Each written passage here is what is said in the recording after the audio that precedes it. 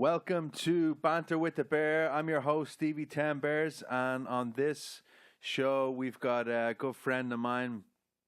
He's a comedian that's been doing the rounds for quite a long time, and I met him a few years back when he was performing on stage, and I've been following his career ever since. So, without further ado, give it up for Shannon Battle. We'll add that in, the after effects. What's going on, man? Man, life is beautiful, man. I found myself making adjustments, some really quick adjustments over these last few weeks. The plan was for me to, in my living situation, for me to leave around like August. And I had, like Caribbean Fashion Week planned out in May. I had everything mapped out perfectly, right? Leave the country, come back for like three or 4 weeks, leave the country, come back for 3 or 4 weeks. I had it planned perfectly. That's like somebody that doesn't have a green card, man. Oh shit! Leave the country, come back in. Leave the country, come back in. Yeah, you got one hell of a smuggler on that line, bro. Like I'm telling you, like that guy should work for National Geographic if he's able to get you in another country like that. But yeah, I was, I had like this just immaculate plan, and it changed. It went from me moving to August to me moving in May to me moving tomorrow. So. I had to make some major adjustments while doing that. I had to cancel like 30 shows that were coming up. Wow. Yeah, but the crazy part, I'm not even in Vegas yet, and I've already replaced like 15 of those dates. So it's like it's a major move. Like even outside of like the comedy, like just had a 9 to 5. Like they don't do background checks there. Like you want to buy an automatic weapon, which is legal there. You just got to show a driver's license with no felonies. Like, it's pretty simple. That's it. Yeah, it's easy. It's just as easy to buy cough syrup as it is an AR-15. And Nevada is ridiculous. And the crazy part is you can ride a dirt bike with no helmet, backwards, with a prostitute shooting a Uzi, chugging a bottle of vodka, and it's all legal. Have you got room in your case for me? Man, you can just ride with me. You can just ride with me, bro. I'll be on the back of the motorcycle. Am I the prostitute? It's a 1,300. We can fit 2 people. We can fit 2. But yeah, no, it was total kind of. I'd asked you to come on there a while ago, and obviously, I think my baby got sick and everything the last time. How is she doing? She's doing great. Yeah, she'd be here if I wasn't doing this. She'd be running around banging the drums and stuff. She's amazing. She was down for about 3 or 4 days, but like when they're that young, you fear the worst and stuff. So my wife works and everything, so it was just hectic. But yeah, then I just texted yesterday and just like you said, they were like, I've got a window tomorrow, and then I'm moving. I'm like, all right, let's do it. So everything kind of lined up for you to be here today, man. So. I appreciate you making the drive down for me like that. Oh, yeah, it was needed. Hey, look, any reason not to be in Sacramento, I will oblige you. Yeah? I will oblige you. So you're not originally from Sac, right? No, I'm not even from California. I'm originally from Baltimore, Maryland. And it is quite the culture shock coming over here. And I'm sure it would be for anybody that's from here and they went to where I'm from. Like, if I went to Ireland, I'd be like, oh, shit. It was like... It's like, so we're supposed to fight when we lose. Okay, all right, well. That's it. Hand me a 40. Like, you know what I mean? Like, cultural things, That's what makes things interesting, though. Yeah, do you think it's, obviously you're well-traveled, too, and being on the road as a comedian is just like being on the road for being in a band or work or anything like that. So the amount of different cultures that you experience on a day-to-day basis, you wake up in a different city and you just try your best to fit in because you're there for 1 day or 1 week or whatever it is. And do you think it's very similar to life on the road as a musician? I think it's the same. I think kind of like the activities of like what leads up to the show, kind of like things that you might be more likely to do afterwards. Like the comics are more likely to hang out with each other after a show. Musicians are more likely to hang out with the audience, like, oh, you sat up front row, we can get a beer, like. Comedians like stay out my face. So I'm like, it's a little different.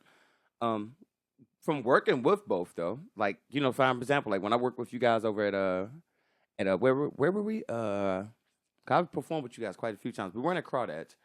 We was at the Boardwalk. At the Boardwalk. The Boardwalk out in Orangeville. When you guys got off stage, everybody in the crowd, like they flocked to y'all, like, from being the musicians. Like no one even remembered I hosted. Like, you know what I mean? It was like, it off. Like, and I was like, all right, lit, y'all buying drinks? Like, and it hits a little different when you're a musician, so.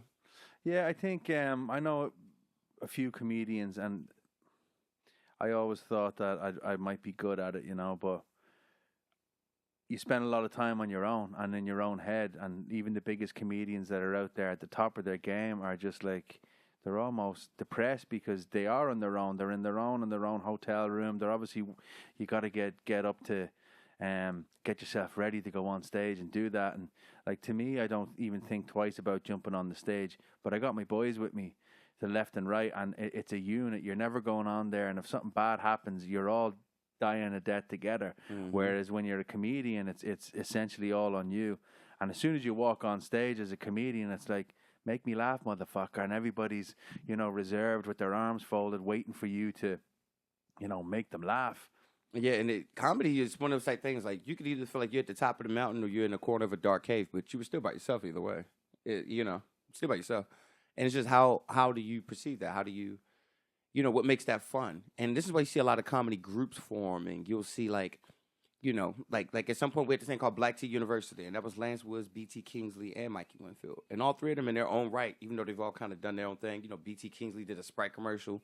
Lance on the road with Desi Banks right now on a national tour, and Mikey Winfield has a residency in Vegas, just came off America's Got Talent, right? At some point, they all went their own way. Because even though they were a group and they were tight knit, I'm pretty sure they still talk. I don't know the nature of their relationship. But what I do know is that where they are in their careers right now, they had to separate. And it's like, in comedy, you'll link up and you'll have like, collaborations and stuff like that. But at the end of the day, it's every man for himself. It's every man for himself. And you can't forget that. And I forgot that while I was in SAC. I tried to make this the collaborative thing at all times. And, I tried to, even though I didn't make a comedy group per se, like this, like titled group, like AC/DC or something like that, I still tried to implement that sense of culture and, that community culture and vibe, comedy. Yeah. We don't have to be crabs in a barrel, right? No. We don't. There's enough for everybody to We can eat, be man. ants on the anthill. We don't have to be crabs in a barrel, right? And I'm like, that works if everybody agrees with you. But, when there's people just quietly waiting for a chance to try to slip and take your spot anyways, and they know they can't handle the workload that they see that you handle. Yeah. They just want to try. They just want that. They want the title. They want the power. They want the glory. And everybody can't handle it. If everybody could be in charge, we would, the whole room would be presidents and we'd be laughing at secretaries, right? But it don't work that way. So yeah, no, you're totally right. It's the same thing with being in a band. It's like, again, you're not on your own, but bands are fighting for that slot on that festival or that show, and you're waiting. Like, I wish the best for everybody. I don't put anybody down. If we're all in the same, rat race together, but at some stage, you do have to do that, and you have to look out for number one, and you have to make decisions to go, you know what, I have to do this for me, for my family, and for the rest of the guys in the project, But I wanted to talk to you too about, because when I watch you perform, it's a very natural thing, okay? And the good comedians make it look like they're just telling stories about what happened to them, and you're making comedy about things that happen to you, or you make it look like they happen to you. But what is the amount of, not lies, but fabrication that you get on a good joke? Like, how much of that is actually... So me personally, I'm going to say about 90% of the things I say on stage happen. Now, I might have flipped a date. Her name might have been Melissa. It might have been Brittany. I'll change up some details, right? I don't want to get a bunch of Facebook posts and stuff afterwards, but, I can tell a joke, paraphrase it, and who that joke's about, they know it's about them. And the people in the room even might catch on like, oh, I know who he's talking about. But the masses of the room, they just know that story actually happened. You could feel how authentic that was. I just changed a few details. Yeah, and I say Monday was Wednesday type thing, but it happened. It's very apparent when you're performing that it's believable. You're like, this happened to me, or like you said, Sarah, Clarissa, whoever it is. And I'm like, that's a real person that he's talking about, But what is the thing that draws these, like, shit happens to everybody on a daily basis. It's whether I try to find the funny in everything. Comedy is a great, laughter is a great medicine, as they say. So shit hits the fan with me in my life, and at some stage, all you can do is laugh and go, fuck it, I'm not going to get worked up because it's already shit's hitting the fan. I can either laugh about it or I can beat myself up about it, right? So how much of that do you think you attract to yourself? Because obviously you have to find the funny side in things and then write a joke about it. And if something happens, then you go, right, that's gone into my set. So anytime of anything of magnitude or something that really moves me happens, I'll jot it down. It goes into my notes section of my phone. But that might not make it to a stage for months. Surely, because when it's happening, sometimes when you're in the middle of something, it's not funny in that moment. No. Like me trying to fly home to my grandmother. She's on her deathbed. I'm trying to fly home, and she dies while I'm in Chicago. I'm halfway home, and she dies. I'm already writing about the trauma of that, but it's nowhere near funny yet. Now, this happened about 6 months ago in November. Now, today, because I'm going to say this stuff on stage when I get to Vegas, it is funny now, right? It's like, the lady sitting at the front desk was like, well, sir, we can credit some of these air miles back if you turn around. I was just like, well, how many miles? Like, I don't have to go home. Like, how many miles am I going to get back, right? Like, it's parts of it that's funny now, but, in the heat of the moment, it's just not funny. Like, like the comic that I came with. I'm not going to say her name, but the comic that I came with, when I met her, she was going through a nasty-ass breakup. That was not funny to her at that moment, right? Like, she couldn't barely even perform. And then a few weeks later, it ended up being one of her funniest jokes, joking about the process of breaking up with this guy, right? So, trauma's always funny at some point. Sometimes you just got to give it a chance to be funny. Because, like some things just aren't funny. You did a 9/11 joke the day afterwards. I'm like, nah, dog. And now every comedian got one. But every comedian got one now, right? It's been a decade, right? So, yeah. Timing, that's why I say one of the rules of comedy is timing for sure. Like, anything's funny. It's just how you say it and when you said it. Yeah. Timing is the thing. Comedic timing, you can't teach. There's some people that I can see that are, try comedy and they have funny jokes, but it's the timing of things and it's the natural ability of as a human to portray that story in a light where people go, wow, that's fucking traumatic, but listen to the way he tells it, that's fucking hilarious, Yeah.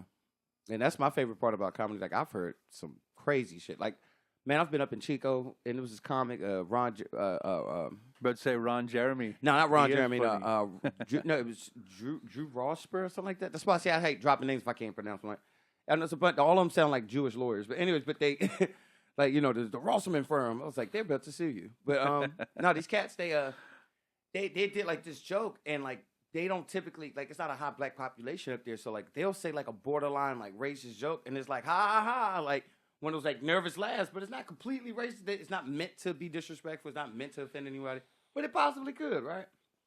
And I'm sitting there, I was just like, all right, you'll tell that joke in Butte County, now tell it in Sac County. I was like, that's how you know it's funny. I'm like, you know that joke's funny if you can do it in the heart of Oak Park. I'm like, now you know that joke is funny. Yeah. Because the same people you're talking about are laughing with you, right? Yeah. Now, if you're scared to do that joke certain places, you shouldn't tell it at all. Yeah.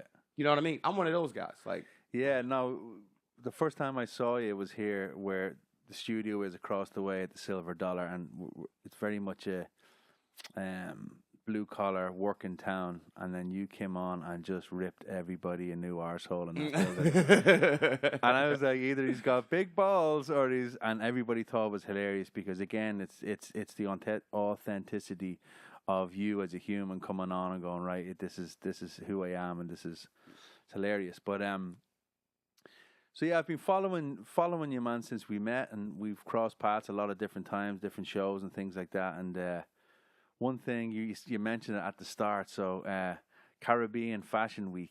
You're gonna have to tell me about that, oh, man. Man, so I got into modeling on accident. I was hosting.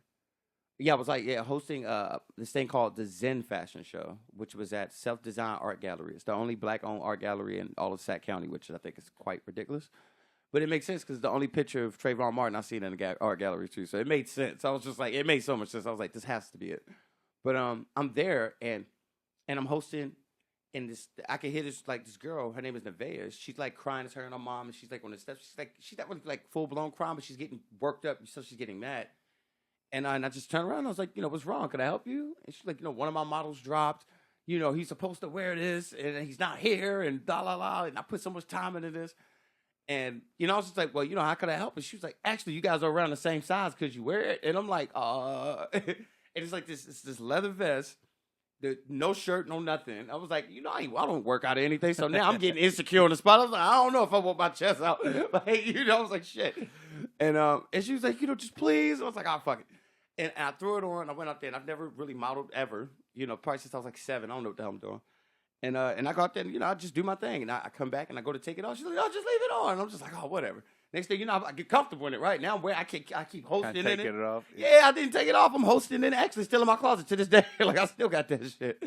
But I'm sitting there, you know, I'm hosting. I'm getting comfortable with it, and I didn't know what she asked me. She was just like, "Look, I know I can't depend on this guy now. You know, you did your thing. If you're free, I would like for you to come with me to San Francisco Fashion Week, and just wear it again." I was just like, "Okay." And then So you're wearing a leather vest, shirtless in San Francisco. with leather pants now. They've added to the outfit now. Now I have the leather pants matching. Yo, you see where this is going, right? Yeah, Like, I can see where it's going. Yeah. Anyways, yeah, I didn't leave that dressing room, dog. Everybody else said, "Come on, sugar, let me buy you." No, like I don't drink. I just quit today. I'm working. Yeah, I just quit today. It was just like, you know, assalamu alaikum. I just know. So that happens, and then I want to say maybe like 2-3 months after that, I get a phone call, and she's just like, "Hey, could you fly to New York? I want you to do New York Fashion Week." And I'm like, "Oh my God!" Like, and I'm sitting there. One, I'm saying modeling is not my background, so I don't understand how big these opportunities are in the moment. You know what I mean? I don't understand. Here we go. I don't understand how big these moments are in the moment. So, you know, all I hear is that San Fran. I'm like, I've been to San Fran. Now, for Fashion Week, though, it hit different. Like, the price of rooms go up. Like, it's not a joke. Like, they treat it like it's New Year's. Like, you know how you try to go to the Times Square? Yeah. Being in Times Square during New York Fashion Week, the rooms were almost just as expensive if you were trying to get them for when the ball drops. Wow. It was that much of a price jump, right? Because they know people are coming. Over 60,000 models apply to be in New York Fashion Week. Less than 1,000 of us walk. And you didn't even apply. I ain't even apply. So I'm not even understanding how big of a deal this is until I get there and I see Michelle Obama and I see Rihanna walking up the hallway and I'm sitting next to, you know, whoever in VIP. Like, well, I'm like, damn, this is the real deal. Like, you know, I'll never forget, I was on the 62nd floor or something like that, something crazy, of the Grand Marquis Marriott. Down there, right there on the heart of Times Square, right? The heart of Times Square. You can see the little LED billboards on the side of the building. Like, I'm the heart of Times Square. And I'm coming out my room, and I see this beautiful light-skinned woman. She's coming down the hallway, and she has this like, it said, her hair looked like seasonings. Like, you know, this black woman had all the stuff, like she was a like real black woman, right? Like, I could smell the seasoned salt in her hair, right? Like, yeah, she just got like this little, this salt and pepper thing going with the natural locks. She's beautiful. And the closer she gets, I can tell she got a little bit of an age gap on me, right? Like, I'm like, you know, she's not my age. Like, this woman got a few miles on me. But I ain't scared, right? I'm like, at least she got a daughter, best case scenario, right? Like, that look just like her, right? Like, I'm optimistic. And I run her down. And, you know, I'm from Baltimore. Like, you know, if you're not slowing down, I'm going to catch up to you. So, you know, I'm not going to catcall you. I'm going to just run up on you. And that don't even sound right, dude. I'm going to run up on you, right? That sounds crazy, right? Yeah. And I kind of like tiptoe like a Scooby-Doo character over shore. And before I could even get like more than 5 feet close to her, no lie, I seen like a little red dot on my chest. And I was like, wait, hold on. And I look around and I look up to this next floor and I see somebody looking down on me. He got a suit on with glasses. I look at the elevator. There's another dude with the same outfit on. Wow. Steps off, looks at him, gives him an okay. I said, all right, that's security. Security, yeah. Right. I'm for the trenches. Like, I'm paying attention. I'm like, this ain't good. See another dot. I said, all right, they playing Connect 4 on my chest. I'm like, what is going on? So I look at her. Are you bare-chested now with your leather jacket on? No, I ain't know. I'm in New York. Hell no. I'd have had pneumonia by now. No, I'd have been took that shit off. That's an SF outfit. No, over there I was wearing that's when they had me in that Aladdin suit. Like, yeah, I seen it. Yeah, you had the little robe around. That's what I was wearing in New York. Yeah. I follow you. I told you, man. Yeah, I appreciate it, man. Your shit. No, don't trust me. I definitely follow up on and off. That's why, like, when I seen that most of y'all tour dates were like outside of Cali, I was like, yeah, I can't come with y'all, man. Like, I wanted to. I was like, I crowd surf with y'all the whole shit. But I was like, not in Oklahoma. I was like, hell no. We did. Yeah, we did a few states there last year. So, but anyway, sorry, go on. You go. So where was I? So I go to, you know, I immediately try to defuse the situation. I was like, you know, who are you? I'm Shannon, the comedian. Let them know, like, I'm a comedian. Like, it's meant to be funny. Not the model. Yeah. Yeah, like, I'm the comedian. Like, you know, you can't shoot the funny man. Like, this is crazy. So, and she just called me, and she was just like, you know, have you heard of the Huey P. Newton Foundation? And I was like, yeah, I've heard of the Huey P. Newton. Now, you're familiar with Huey P. Newton is, right? No. Founder of the Black Panthers. Well, yeah, okay. Yeah, Oakland. Yeah. I know you know who it is. Just the name might not ring a bell, right? So she was just like, I'm with the Huey P. Newton Foundation. I was like, well, that'd be crazy if you was like his daughter or something like that. She's like, it'd even be crazier if I was his wife. Oh, no. I am sitting here literally trying to flirt with Frederica Newton. Oh, no. The godmother of the Black Panthers. Dog, oh, my God. You talking about like an immediate L? Like, And I'm sitting, I was like, my apologies. You gonna have a good day? And she's like, I will. And just walks off onto the elevator. And I didn't say shit to her for the rest of the festival because I like being alive. So I was like, I didn't say She's nothing. on her own, obviously, right? Yeah. It scared the shit out of me because it's that moment where you just know. It's just like, don't fuck up right now. Yeah. Like, it's not like they better just, shoot me in the middle of the Grand Marquis Marriott, right? But I'm like, but at the same time, it's just like, don't fuck up right now. Like, this is something that could. They saw you my before next you word saw could them. Fuck me up for something years from now, right? Just because I said the wrong thing to this queen, right? So it's like, and it's not like I gave her special regard because now I know who she is. I know not to fuck up, right? So. I was still Shannon at the end of the day, but I knew to just stay in my lane. Like, yeah, I was like, I'm probably not getting this phone number. No. Chill out, right? Yeah, so. But yeah, and this is day one of me in New York. I got 6 more days to go, buddy. So I was like, it's going to be a long trip. It's going to be a long trip. And indeed it was. I met some awesome people. Are you walking every day? No, I'm not. So my designer, which is who invited me, she has shows almost every day. And she has numerous models that she's working with. And could she have had me walk more days? Yes, but I don't want her to do that. The reason for her being out there as a designer is to work with as much other talent as possible. So I was like, as much as I appreciate her for even having me, because I walked the very first day of revealing her lineup. So I was proud of that. And we were the first group. We were the first modeling group under our designer to walk. So as soon as like makeup and everything, the hair's done. Curtains closed, show starts. We were the first group. And she's the youngest designer there. Wow. Nevaeh's only 15 years old at this time. What? Yeah, that part. Like, I got a 15-year-old swiping my room at the Grand Marquis Marriott on her business card. Wow. Clearing my flight. Right, yeah, Delta said it's good, Shannon. Your confirmation number is, 15. Like, yeah, her mom don't do anything for her. She just makes sure that she don't get overwhelmed. Where's she from? She's from right here in South Sacramento. In South Sacramento, yeah. Wow. Yeah. Actually, before I moved, she lived maybe 5 blocks from me.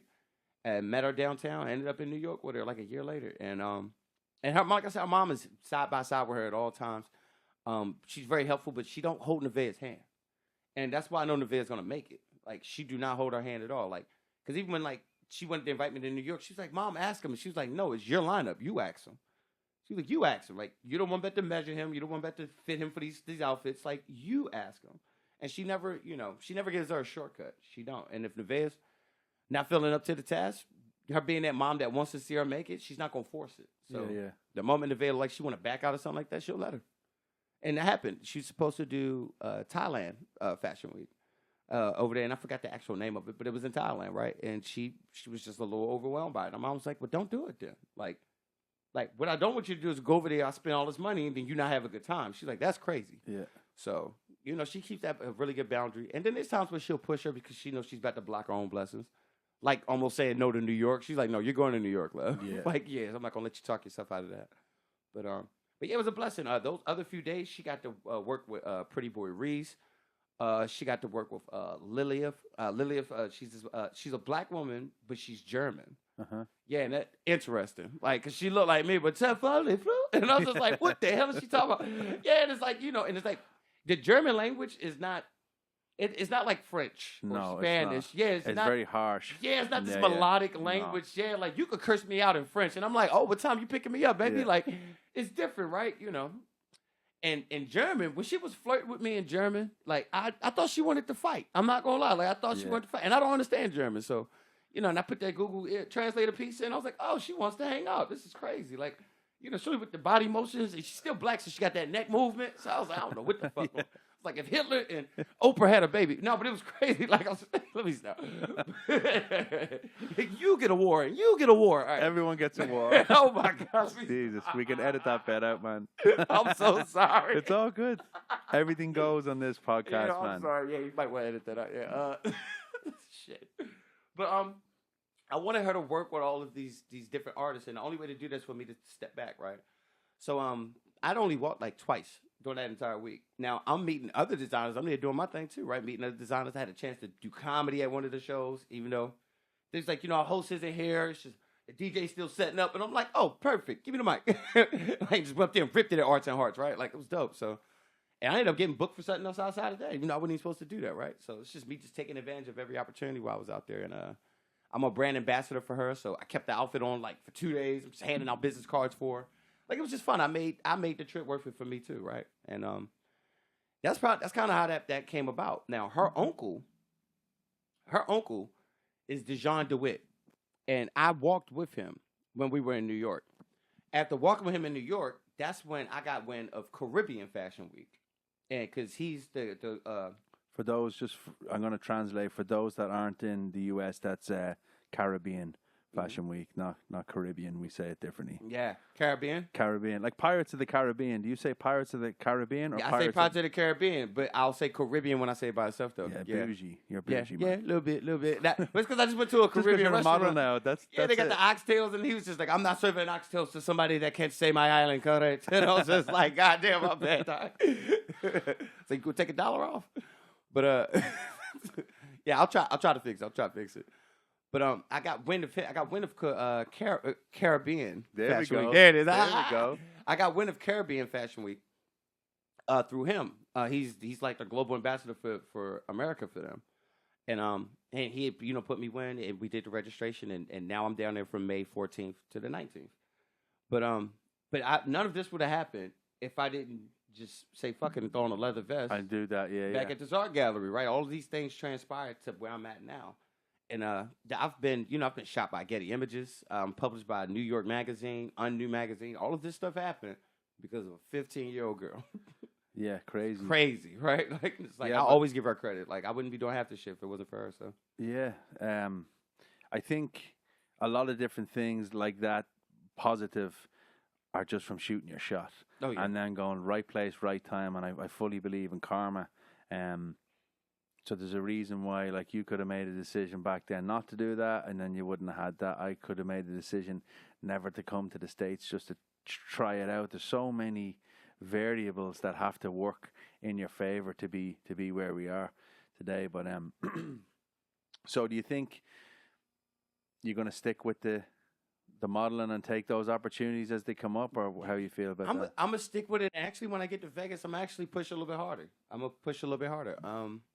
I kind of want to see what I can get done out there without having all the networks and all of the relationships that I've built here. Like, at this point, I don't even have to try to book myself. Like, it just happens at this point because I've put myself out there so much. Great. On average, I get like maybe 3, 4, 5 emails a week, 1 or 2 phone calls, and 3 texts or DMs. Like, you're available this date. Would you rock out? Does this budget work for you? The next thing you know, my April's full, right? And February, my April's booked out, right? And that came from me just making myself so accessible, and just make sure everyone knows I want work, right? Over the last few years being in Sacramento, Vegas, I'm not gonna have that luxury, so I'm excited to start over. Like, a lot of people are like, God damn, I ain't gonna have no bookings, and I love it. I'm like, I can't wait to put my foot on their necks. Well, like, you get the hunger then when it's not, because sometimes you fall into the luxury of being booked all the time, and you don't have to worry about your calendar getting full, and then you lose that hunger and the desire to be better and just go after it. So like, and that happens to a lot of comics around me in Northern California. There's a lot of people that have been doing this shit for a fraction of the time I've been doing it, that still, even though they might be as booked, getting a fraction of the pay for some of these slots, and they think they made it. And you see their energy shift, dude. Yeah. Like, I don't want to open. Like, what the fuck? Like, dude, you barely got 20 minutes. What you mean you don't want to open? You thought you were closing the show? Are you serious? Like, and they'll think they're great because they're basing it off of the mediocrity that they're surrounded by. Mm-hmm. Yes, man. And if you're not able to separate yourself from that and look at it from outside looking in, why wouldn't you think you're the shit, right? Like, you're on this card with these 5 other comics. They barely even get through their set, and you go up there and rip it. Yeah, you think you the GOAT, like, because this didn't happen for like a year straight. But I'm like, look who you surrounded by. Yeah. Like, I've been at the Hollywood Improv and gotten humbled. Like, humbled, where I'm just like, I'm walking, I was like, I'm the shit. And I go up and I had to fight harder than any comic that night. And I'm just like, what the fuck? And I'm saying, oh, they must know the crowd. The crowd don't know them either. Like, they're strangers just like me. There's no home court advantage, none of that shit. Yeah. They just bought it more than you that night. And they not comfortable. Yeah. Because they know any given night, they could be going after Dave Chappelle, Jerry Seinfeld. They don't know who gonna walk into that club. Yeah. So they bring their A game. Sacramento is complete opposite. People up here are comfortable. And I can't grow because they're not willing to grow. Yep. So when I come into a venue and I look at the entire lineup and I'm like, I'm better be the funniest person tonight. That doesn't move me. Yeah. The average person, they're like, oh, hell, I'm the funniest person tonight. No, I'm like, fuck, dude. Yeah. Now I was like, I probably even have to work harder than what I even want to tonight because I know I'm the funniest person on this lineup. If they fuck up, I got to bring it down, right? Like, it's all this unnecessary pressure. I'd rather open for a nationally touring comic than close out a show with a bunch of open micers. I'm just being honest. Like, I can't grow like that. Yeah, you're totally right. If you're surrounding yourself, if you're not the smartest person in the room, well, then you're in the wrong room, and that's an old saying, and that's the way I live by, because you're never going to grow, you're never going to learn if you are the creme de la creme in that room, you know. Have you been to Joe Rogan's place in Austin yet? No, Mothership. Yeah. No. I know they do. You know, they got Kill Tony and all this stuff. That's not really my avenue. Yeah. To being honest. Not saying that I Kill can't. Tony now is a thing where they travel and all. I don't. It's not my kind of humor, but when we were on tour, we were looking up. We stayed in Austin, and we had a show in Austin, and it was completely sold out. They don't tell you who's playing that night. It's just like because they don't know. They do a bucket drawing shit. You know, they don't even know who's going up. Yeah, but that's what keeps it so booked and busy, and that's why they always have comics available. Because there'll be like 100 comics or something like that. Just waiting. And only like 10 are going up. Like, and you know, you hoping your name get drawn. And that's another thing. I don't have the luxury of hoping I go up. Yeah. I can't fly to Austin and hope I get to talk for 60 seconds. Yeah. Fuck out of here. Like, nothing against it. It's helped people like Cam Patterson and shit like that. It's helped comedians blow the hell up. And if they already were doing something, it re-sparked their career. You know, now all of a sudden you're trending. Their name's trending again. Yeah. It has its purposes. Much respect to Tony and what they're doing down there. It's just not for me. Yeah, of course. It's the same reason why I couldn't draw the punchline at SF every Sunday, hoping Ron Vai puts me up and picks me to go up. I'm like, I'm booked on Sundays. Yeah. I make no less than, like a year ago, I made no less than $500 per show on a Sunday. And this is after paying all the damn talent around me, right? The check was a lot bigger than that, right? But I do right by the comics, and I would go home with around $5 when I would do Off the Wall at the Sacramento Punchline. Now, why the hell would I not guaranteedly pay myself and put up 7 other fucking comics? Yeah. Minimum. So now I just created a payday for me and 7 other local talents, and then drive to SF hoping that I can prove my point. Yeah. When I already know I should be passed already. So it's like I don't agree with a lot of these functions. I don't like how shows are ran sometimes. I don't like the selection process of picking the new talent, the talent that should have a chance, the talent should have a shot. I think a lot of it's bullshit. A lot of it is like this weird bureaucracy of just like I said, there's so much mediocrity that when people get to a certain level, they just like, and they get this preposterous kind of like, like the peasants and looking down on you. Yeah. And I'm like, but it was just weird. And once you are a working comic and comedy's the better half of your income, you can't afford to, to go do something that might happen. Yeah. Like you're gonna take the for sure thing. So that's why you'll 9 times out of 10 you'll never see me at a Kill Tony. You'll never see me at some audition or some shit. You won't. Yeah, the difference between a hobby and a career is those choices that you make and going, well, I'm getting paid here for a Sunday, or I could go down there and just wait and hit and hope. Do you think that how long are you in comedy now? Shit. That long? Yeah, no, because this thing, it was on and off. Like, so it wasn't always like me being able to go full send. But the first time I touched a microphone, I would say back in 2011. That's the first time I actually touched a microphone. I was a freshman in college. We had this resource room that was in my dorm, and a lot of there was a lot of music majors and art majors in my building, and they were just like, we let's do something. Like, we got this, this random piano in this room and a bunch of chairs. Like, let's make this shit a show, dude. I'm like, all right. Well, it's like, well, who's gonna, make sure everyone knows where we're supposed to be at and what time to be there. You're the promoter now, right? Like, these are terms that we're not even aware of. Yeah. But we're just starting to naturally feel these rules. So we're like, well, we need somebody to tell everybody where we're gonna be at, and what time it starts, and we need to make it consistent so people know where. Even if they don't know, word of mouth they can know.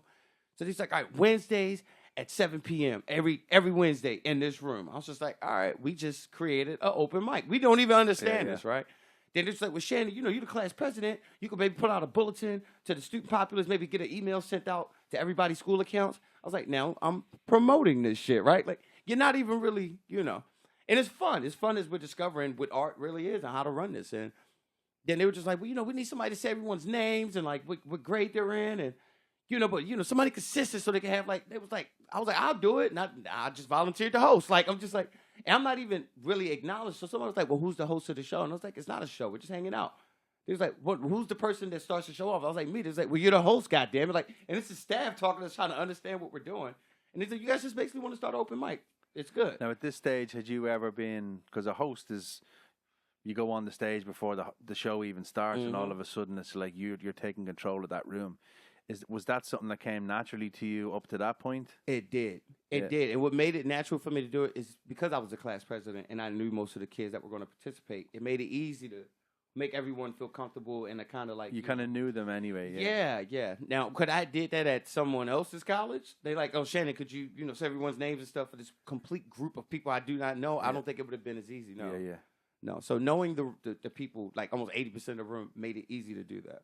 And even then, I still didn't know what the hell I was doing. Like, like sometimes... Did you write jokes, like, or with the intention to make, or lines to make... I didn't even know how to write a joke back then. Okay. I literally, and that's why I think I've been so good at like crowd work and stuff in my later career, because that's how I started.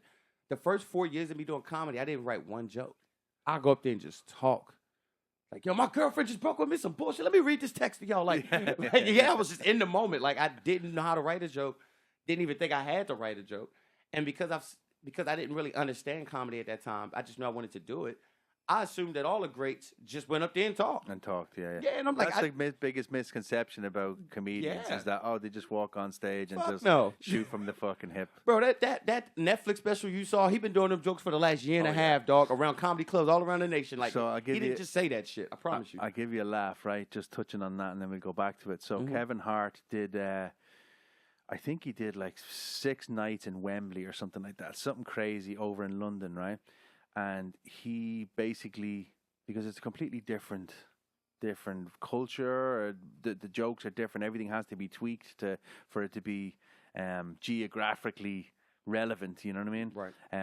So Kevin Hart went round all of the small, tiny comedy clubs in Ireland, and just like that, just arrived and did basically his whole Wembley show. So like he's going and playing in front of 40, 50 people on a Tuesday night or whatever it was in some shithole in the back of a pub in Ireland, and then a week later he's 40, 50,000 people in Wembley, and there's 2 Irish comedians that got to open up, and they opened up for him on all of the smaller dates. So they were the guys that were to be playing in that. So like whether people knew them or not, they would go and play these small tiny shows, and then Kevin Hart would come and just kill, and then they got to open for him in Wembley. Hell yeah. And that's what people don't realize, is that you're road testing everything all the time, and it's the same thing with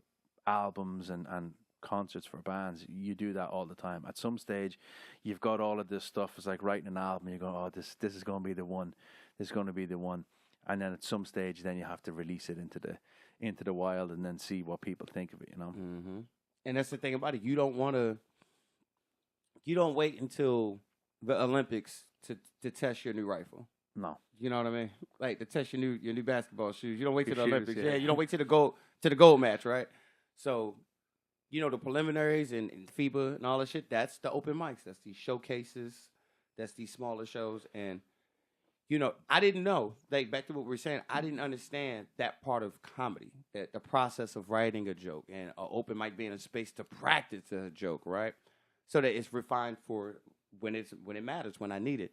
So, like I said, for like the first 4 or 5 years, I didn't write shit.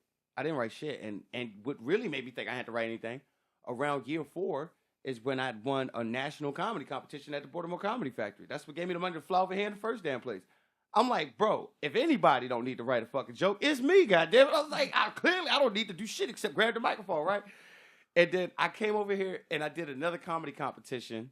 Rooster T. Feathers won that shit. So I'm just like, again, didn't write one joke. I went up there and told them people about my work week at Eastside Union High School District and in San Jose. Now, did you prepare for that at all? Did not prepare for it at all. You want to know how I prepared? 2 blunts and 2 beers. That's how I prepared for that. I went up there and just talked. Now, did I have a premise? I was like, I'm going to talk about weed and IT and how stupid people shouldn't have a smart job. And like, I have like a premise in my head, but how I'm going to say it, dates and stories and lines and chronologically how I want to say these things. No.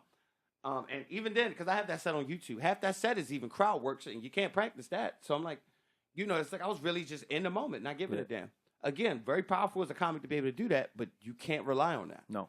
And I've seen maybe one comic where I was like, he really just don't write. And his name is Melvin Washington Jr. He is a Bay Area comic. Never heard that man repeat himself. And I was like, he a different breed. But I was like, he's one of one. I've never seen someone else get away with this shit. Like, I've seen somebody else bomb thinking they could do this shit all the time. I'm not going to say their names, but Melvin Washington Jr. is the only comic I've seen just go up there like, whatever. Oh, she got a yellow shirt on? Lit. And he got 5 minutes in his head already off that yellow shirt he's never seen before. He's the only person I've ever seen do it consistently, right? So, with time, I did the Baltimore Comedy Factory, won that shit. Did Rooster T. Feathers, won that shit. Then I met Tommy T's. Now, I met Tommy T's. Now, this is the first time I had met D-Rock and a bunch of other comedians. First time I met Regina Givens, Carlos Rodriguez. I don't even know who these cats are. Now, Carlos Rodriguez has done, he's done like comedy tours with the Department of Defense, Last for the Troops, Clusterfest with Comedy Central. I don't know who this guy is, right? I have no idea. Regina Givens is regarded as the queen of Sacramento comedy. She's one of 3 of the originators of grown and sexy comedy down at the Touch of Class, which is at some point one of the hardest rooms to get a laugh in Sacramento, and she's hosting it. Goddammit! So I'm like, again, I don't know who these 2 people are, and D-Rock not much of a threat to me, honestly. At this point in his career, half his family's there, right? And it's a voting system. Those were the 3 finalists. I made it past round 4, or round 1, round 2. Did not make it to round 3 because it was either me or D-Rock. And his family was just like, and I ain't gonna lie, I had him a little bit that night, but his family, like, damn well we're not gonna vote for you over our own family. D-Rock got in. And when I watched that final round, when I say that, and this is the thing about it, at this point, D-Rock's family is almost a third of the room when it gets to this last round between him, Regina, and Carlos Rodriguez. Regina and Carlos still had most of the votes in the room, and they didn't even invite anybody. There's no one really did. You got to think they've been doing this for so long. Their families did this, right? We knew in our careers, people like, oh, we'll support you. And that first year of comedy, oh, my God, your ex-girlfriend will come out to see what happens, right? Yeah, but after a year, you still playing these same clubs, saying the same jokes. Fuck that. Your fans don't have to come out to everything like that no more, as they shouldn't, right? Mm-hmm. Shit, let us know when you blow up. Shit, like, I get it. They won by such a landslide. D-Rock started questioning his family members, like, who the hell y'all vote for, right? Like, you know what I mean? Like, because they were just that much funnier than us, right? And I'll never forget, it's the first time I lost a comedy competition. I was like, oh, shit. Like, it's like, okay. And I started and anybody else would get mad. They would resent them. Hell no. I was like, where do you perform at? I want to come work with you more often. Yeah. Carlos, where do you perform at? I want to work with you more often. And Carlos seen that I wasn't jealous. I was hungry. And about 2 weeks after that, he had me hosting at the same club I just lost to him at. Had me host. It's my first time hosting at a professional comedy club. And he has me hosting at Tommy T's. 6 months after that, I'm passed at the club. I get to come in there, work regularly on weekends, put together my own shows, which was dope. Me and D-Rock did our first production together. We had about 400 people there and about 50 comics. Like, yeah, we didn't know what we were doing. Like, that show was 3.5 hours long. Yeah, people were buying Hennessy and chicken wings all night, goddamn. Tommy T's was not mad at all. But if you came to laugh, you were like, what the fuck? Like, it was a long show, right? Some comics had 10 minutes, some had 5. And it's crazy during that time period, almost every comic that I don't get along with now was on that show. Yeah, that's crazy how time works, right? Yeah. They didn't have no movement back then. Like, yeah, Josh Means and the Marcuses and all them, they didn't have shit. And I was like, that show was probably the biggest thing they've done. And they all think Shannon, whoop-de-whoop. I still got the video. I might post that shit one day. I was like, people just like, Shannon, you get into it with a lot of comics. I'm like, no, comics got into it with themselves, goddammit.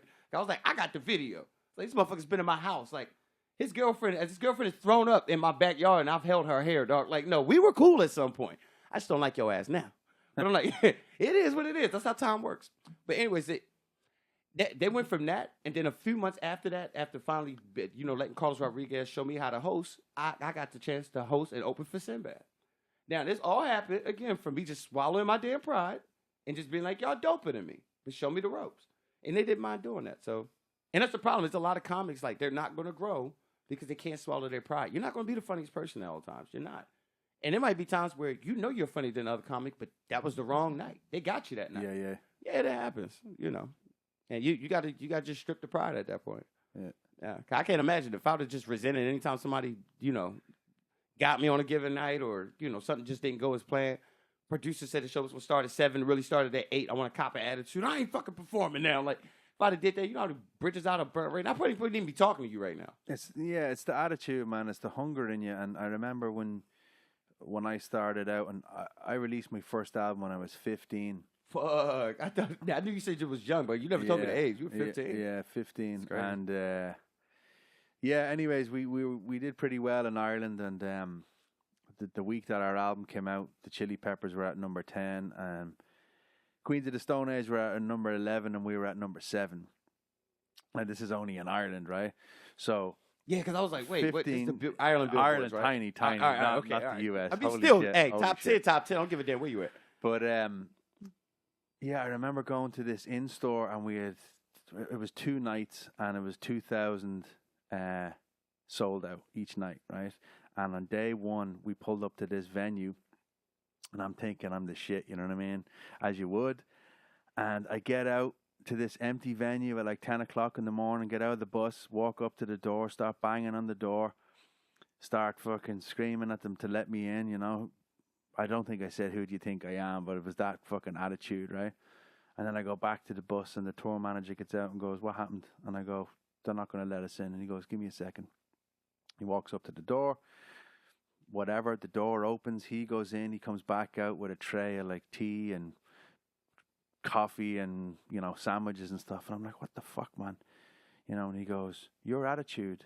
He goes, that's what kept that door closed. He goes, you talk to the cleaners.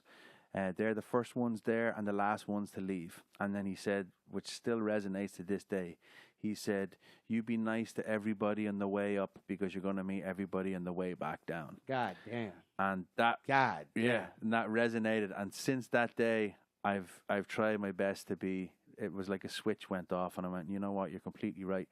And you don't understand those conversations or like that where you turn around and you tell someone to fuck off, or you burn your bridge, and then all of a sudden then you need to cross that bridge again at some time in your life, and that door is closed, and you go, fuck, 15-year-old me fucked up. And that's definitely something that resonates with me on a daily basis. But let me ask you this, man. With everything going on with technology and the internet these days, it's just very similar to being in a band as being a comic in that retrospective. You can see any comic or any band play any venue or anywhere, and then watch it on demand and go, you know what, I'm going to watch Metallica today playing in fucking San Francisco or whoever. Now, do you think that has changed and you've seen it, the way comics are promoting themselves? Because bands these days, it used to be selling records, making full albums. Now people are putting out singles and putting out stuff for free just so they get the attention on them, and then eventually start filling venues. Because I was only talking to somebody the other day about it. Comics are stopping these huge long specials, and they're putting out 20 minutes to kind of get the eyes on them, and then eventually start doing, tours and filling stadiums. I'm not against it. Why? Put out an hour-long special. No one really knows your name or who you are. You might get a little bit of traction. Definitely bet to either break even or end up possibly losing out on an investment of producing the special, because your name's not even big enough to have it drop on platforms where you might break even or gain some profit, like Amazon Prime Video per se, Vimeo, Patreon. There's all these different platforms where you can have people pay to play your pay-per-view type of shit, right? But no one knows who you are. If your biggest following is your Facebook followers and not your Instagram or your TikTok followers, I'm like, you're wasting your time putting that much into an hour-long special. You must well take that hour-long special, chop that shit down to 5 minutes per clip, make those YouTube shorts, take 10 minutes of that, make that a YouTube special. Take 30 seconds of your best jokes, make that a TikTok reel. You can chop this special down to where it actually promotes what you're doing versus you just trying to sell the special. Because if your name's not up there, it's not going to work. Well, you're promoting yourself at all times. the band is a collection of people, whereas the comedian is yourself. You constantly want to show yourself in the best light, your funniest jokes, and everything is on demand now. People with the streaming, they watch it in their own time. There's long gone are the days where everybody's running around, the family are running around. It's 7:00, quick, the show is on, everybody get round the TV. Oh yeah, that shit's out. No, gone. I mean, honestly, life. Society don't really support that anyway at this point. Anyways, like it just doesn't. I mean, only time I see somebody take time to go watch something is maybe the Super Bowl. I mean, besides that, I'll see. Sport where it's on at a certain time, regardless. Whereas everything else is a show, and I'll watch it or listen. Especially podcasts. Podcasts are just blowing up because people are listening to that in their own time, in the car journey or at the fucking gym or whatever the case is. And everything now is ease of access. And that's. But do I think it helps? It can help a music artist a lot more than most. I can help a stripper, having been able to have these quick, like, just little outlets, these outspurts of just content. Don't have to watch the whole point. Just watch these 30 seconds of me taking this bra off, right? Like, that's enough to engage me, to have me like, all right, click. All right, who is she? Yeah. Like, boom, one more view, one more follower, right? Like, yeah, it was enough to lure me in, right? And it's a such thing as putting out too much content. And not putting out too.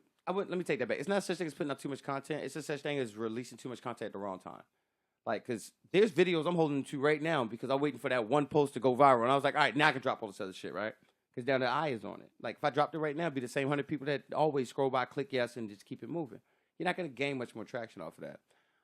There's skit ideas that I'm waiting till I collab with somebody else. So when it does drop, it's under more than one platform when I do it. There's a time, like I said, timing is everything with this, right?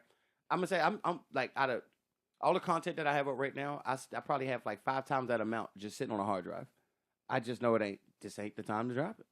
I have a whole special done right now. This ain't the time to drop it. Like, Do you think any of that I got stuff? a whole special right now. I'm like, nope. Yeah. Like, what? Do you think that the jokes and stuff like that are time sensitive? No.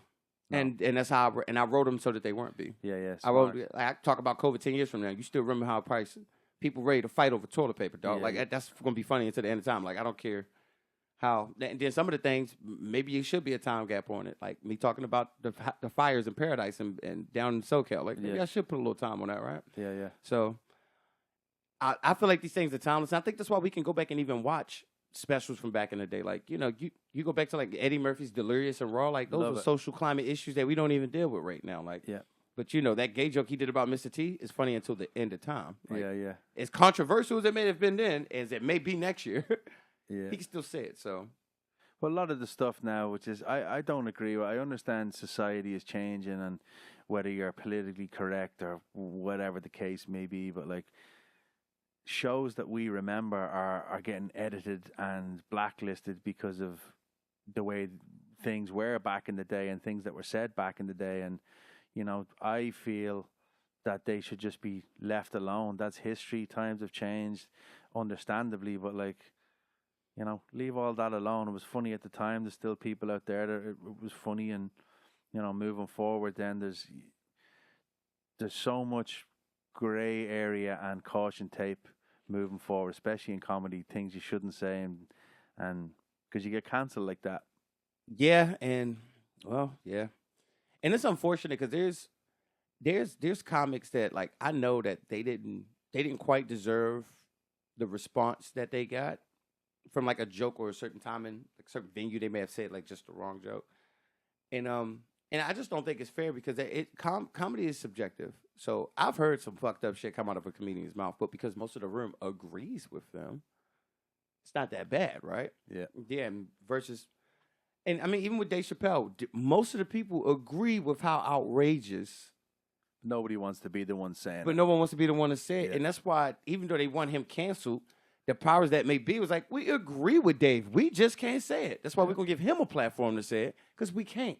Yeah. And I'm like, and he didn't tell no lies. I mean, do he go a little bit too far? Maybe. But I mean, what is too far when? I'll never forget, he was doing an interview. And he was just like, why do y'all feel offended when I say certain things? And he was like, well, you're not from that demographic, so it's just not fair. So he was just like, oh, okay. So he's just like, so I can't say the word faggot because I'm not from the LGBTQ community, right? And I'm not gay especially. I can't say it. And they're like, well, no, but if you were, it'd be different. He was like, okay. He was just like, and I probably shouldn't call you a bitch because I'm not a woman, right? And she was just like, yeah, that's our thing. He was like, all right. He's like, well, why am I allowed to say nigga then? And that whole room got quiet for like 35 seconds, and the interview just stopped. And I was just like, yeah, there we go, Dave. Yeah. Like, I'm like, don't tell me this is okay at these times. When it suits you. Yeah, when it suits you. Like, it's either we're going to play by the rules, everybody going to be politically correct, or you could just let me use my damn First Amendment. But don't tell me when it's cool. Don't make it situational. Fuck that. What's right is what's right. Don't play with that, right? So I felt that. When he said that shit, I was like, yeah. I was like, and it justified me just not giving a fuck no more. I was like, I'm going to say what I want. It's like, if I get canceled, I get canceled. Like, I don't care no more. Yeah, like, because I didn't sign up to do comedy to be filtered. If I wanted to be filtered, I'd have been a news personality, a radio host, some shit like that, right? Like, I think people like the honesty and the genuine, and when somebody talks how they feel, it's either funny or it's direct to the point. I'm one of those people that like, even, shooting me straight, even if it's something that I, don't want to hear. If it's the truth, I can't really agree or disagree with it, mm-hmm. So let me ask you this, right? Go off the subject for a little bit, but if you were to put a show together, living or dead, as a promoter, first of all, now that you're a seasoned comedian, right? So we'll do a show of 5 comics, including yourself. And then also the kid back then in college that was asked to do the hosting, and you were put on a show back then of any comic in the world, alive or dead, 5 of them, and then the comic that you are now. What would the shows be? The lineups be? Oh man! So what would the lineup be then, and what would it be now? Yeah, would it be the same? No, hell no, because I know way more about comedy. I'm open to other people's form of humor. Back then I was like, I only like black comedy. Back then. Yeah, I didn't know who Bill Burr was. I didn't know who Robin Williams was. I knew who he was from Flubber. Yeah. I didn't know he touched a microphone at any given point. I knew who he was from movies. I never even watched like Martin Wise, Steve Martin. I'm like, who the fuck are these? Like, I was just like, yeah, I don't want to hear this bullshit. Like, because I'm like, I grew up so different. Like, I'm just like, what they find funny, I don't even like.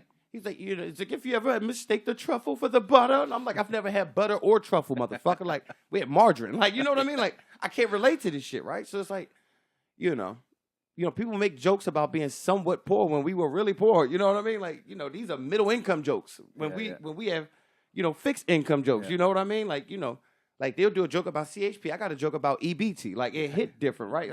We just didn't relate. So it took me to live more life and get older to be adaptable and be open to their comedy.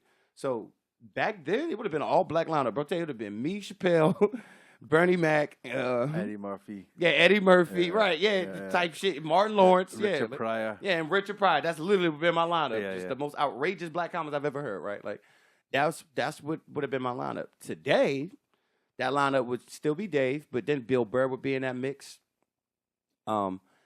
Some more. She's a female comic. She's one of the veterans. Adele Givens. She was the queen of Def Jam comedy. She'd be in there. A comic that's actually by way of Sacramento. He's one of my favorite comics of all time, and a lot of people don't give him enough credit. His name Rico the Great. Rico the Great would be in there. Rico would make all of them work, bro. I'm telling you, like he's the little guy on the car, but he make all of them work. Like Rico would be on there, and and that's it. I'm probably done with that list now too. Yeah, maybe Insane Wayne. I throw Insane Wayne in there, but my favorite comics at this point aren't the most famous ones. Like they aren't the biggest ones. They're comics that I see that greatness, even if everyone else never gave him a chance to show it. And because even like I said, like Rico the Great, I would take Rico the Great over half the comedians that are big in Hollywood right now. Like half the Netflix specials I've watched in the last 2 years, 30 minutes from Rico shits on anything that I've seen on Netflix. Like, and it's just like it does. And the only difference is this motherfucker's famous and he isn't. Yeah. Facts. And Rico's one of 5 comedians in Northern California that I will admit is funnier than me. Everybody else, I'm like, it's all in your head, buddy. Like, it's all in your head. I was like, those are the only 5 that are tried and tested that can look me at Shannon funnier than I'm like, I agree with you. Everyone else, I'm like, it is up for debate, buddy. I was like, show me the numbers. I was like, show me the numbers. So do you, when I look at other bands and listen to songs that I've never heard before, as a musician, you can almost hear what's coming. You know what to expect. Do you feel like that with comedy when you're looking at somebody and you're like, oh, here's the setup, here's the... And that's what makes you mediocre. That's what... Because I shouldn't be able you to can do see that. it from a mile away. I shouldn't be able to do that. So the joke that Dave Chappelle told years ago, and he's like, I'm going to tell you what the punchline is at the very, very start. That's some ballsy shit. He just took the best part of his joke away, bro. Yeah, and then he worked backwards, and he's still fucking making you laugh. Fucking genius. So the one, I'm not. I tell you, I don't try shit like that. Like, he different. I'm good. Do you think he tried that on the spot? Is he that good? Or? Nah. Is he that good? Yes. He is that good. Is he yeah, that good? course. Yes. Do I think he did that specifically on a Netflix special on accident? No. Nah. I think that joke was written just to be told that way. Yeah. You know what I mean? How much do you think? Because I know big comedians, they're co-writing jokes, they're co-writing specials. How much of that do you see in the smaller circuit? Do you think? I mean, you'll be surprised. I mean, a lot of open mic comics are helping each other write each other's sets, to be honest. Like, you know, they'll get off stage and you're like, oh, what if you flip this word with that? And he's like, oh, yeah, I'll try it next time. Like, and whatever. It's a form of writing. That's a form of writing. Yep. Taking input, you know, taking little cliff notes. But, you know, I've also seen comics just go to a Denny's and sit down for like 2 hours and just help each other just write complete jokes out. And I'm like, oh, hell no. Like, come on, let's do a writer's block. I'm like, no, fuck that. What do we do? If Fox News, what do we, Fox, ABC, like, we getting the next episode of Family Guy ready? Like, hell no. Like, I'm not about to sit down and just write humor with you. Like, that's not even real comedy to me. You know, because now I'm manifesting funny. Well, honestly, I should just be writing it down. Like, you know, like the way you see, the way you perceive things, that's the funny thing. Yeah, and it being raw in the moment. Like, and, you know, you might not laugh immediately, but it's like, you know, somebody cut you off and scream some dumb shit out the window. And then you'll get to your destination, park, and before you order your food and beer, you're like, that shit was funny. What the fuck he called me, dude? Like, and I'll write that down, right? I'm not gonna go buy a drink, sit down, and be like, okay, now what happened today that might have been funny? Oh, hell no! Like, and that's why a lot of people have very mediocre writing. They're very baseline jokes, no element, no layers, no complexity. It's just this boring ass monologue, and you can say it with a high pitched voice to say it really fast. It's still bullshit and it's boring. And I'm like, and I don't want to hear it, right? And no one else wants to hear it. And that's the writing process of almost 80% of the comics around me in Sacramento. That's how they write. Like, they just sit down and like, okay, let's write something funny. And I'm like, no, like, it's not genuine. You can hear it. It transfers from that notepad to that stage. And that's the difference between that natural vibing comedian that you hear and somebody that sounds like a robot. Yeah. You hear the difference. And it's because of how they write. Yeah, so when you write jokes like that and about things that have happened to you, there has to be the link and the setup for the next thing. So that's, you've got, whatever, 10 jokes that you're going to put out. Now you got to link them all together. And a good comedian is just walking on stage and telling a story, and he's linking it in, and all of a sudden it's the setup for the big one that's bringing it right back to the start. And it's called a callback, and that's where you can tell when the comics really put a lot of thought into the set, not just the jokes but the set. They was like, all right, I know these things are funny, but what order do I tell it? And do I flip this one with this one? Is my opener my closer tonight? That's just what makes a great comic a great comic. Like, and you know, everybody don't have that. Yeah. Everybody don't have it, because I mean, now it's not just the ability to like jot down the joke and formulate the joke, but now you're like a writer, like a professional writer. Yeah, and I'm like, you know, everybody didn't get an A in writing and comprehension, bro. They didn't. Like, you know, sit there read for days, but they couldn't write. You know what I mean? Yeah. And like, you know, I tell people, if you didn't like writing essays growing up, you're probably not gonna like writing comedy sets, because you have to put that much thought into it. Yeah, you know, because you got these 10 jokes, but they don't flow. So, you know, you go from Mount St. Helens. Now, you would think you would want to start weather, Mount St. Helens, geography, volcano. You would keep kind of bridge that. Yeah. And these are all funny jokes, but if you just throwing shit out there in your set, you know, 20 minutes of just random thoughts, there's no story now, right? And it's just, you're blurting out shit. Now you're like Mount St. Helens, gay rights, gun safety. You know what I mean? You're just all over the place. There's no connection between these things. They don't link. You can't fall back on one. And some comics get away. We call them sporadic comics or Spitfire comics. Like, yesterday, then it's one time, oh shit, I forgot. And then 2 years ago, and it's like, what the fuck is going on here? Like, and it's funny because we don't know what the hell's going on, right? It's sporadic, Yeah, and you know, Robin Williams have done that a few times in his sets. Where oh my God. And guess what? It's just like, dude, where are you going with this? He's like, that's been my time. And you feel mind fucked. You're like, what happened just now? Like, that works for some comics, but you know, when you're on tour and you're trying to put together like a special, like, you have to be able to write like that. Mm-hmm. You have to.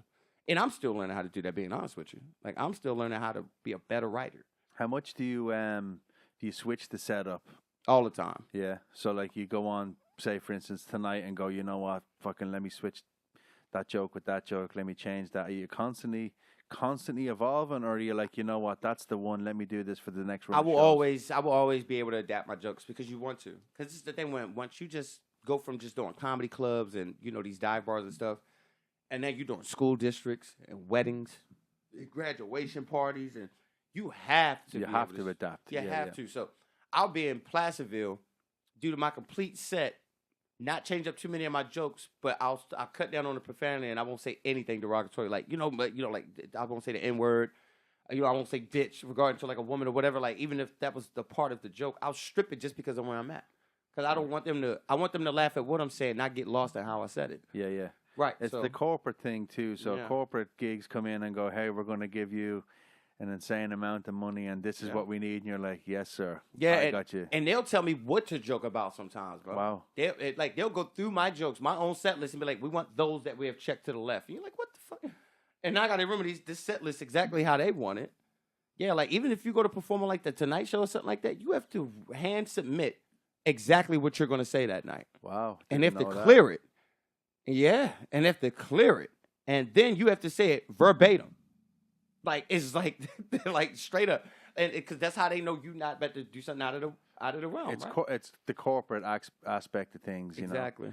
know. There's a lawsuit somewhere if you're stepping out of line. Mm-hmm. So, and that's why they pay you that type of money, because they was like, we want it just like this, and they might even their writers and editors may even switch something in your own set. Hey, sir, this joke about Oakland, we'd rather you say that was about Detroit. Do you mind making that about Detroit? Thank you. Like I don't want to do that, actually. Yeah. Well, sir, it's Detroit. It happened in Detroit. Yeah. Yeah, you just switched your whole joke up now, right? It's like, are you arguing with them, though? You just was on national television. Your rent's paid for the rest of the year. Are you really about to argue with them? Who's laughing now?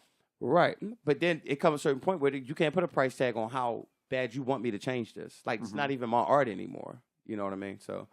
And I haven't sat down at a table where somebody showed me a number where I refuse to do it yet. So, like, we'll see. We'll see where my integrity versus my bills go in the next few months. Yeah, we'll see.